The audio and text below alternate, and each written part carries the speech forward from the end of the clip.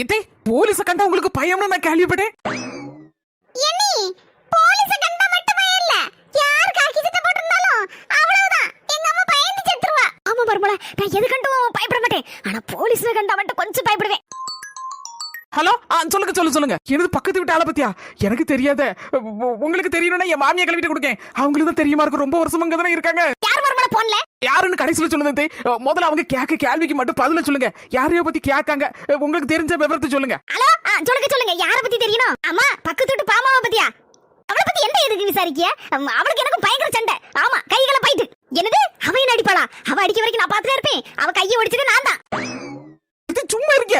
பர்மலா, யாரா இருந்தாலும் போன் பட்டு நம்ம தைரியமான ஆளு, நம்மள மிஞ்சது யாரும் இல்ல அப்படின்னு காணிக்கணும் பாத்துக்கோ. சும்மா பைந்த பூச்சலி மாதிரி இருக்க கூடாது, போன்ல தைரியமா பேசணும். நீ பாமாக்கவ அடிச்சியா? இல்லடி சும்மா அப்பதனட்டி என்ன பெரிய ஆளு நினைப்பவோ, 2-3 ஆளை அடிச்சேன் பிடிச்சேன் கடிச்சேன் அப்படின்னு சொன்னா என்ன பெரிய ரவுடி ராக்கமா நினைப்பாங்க.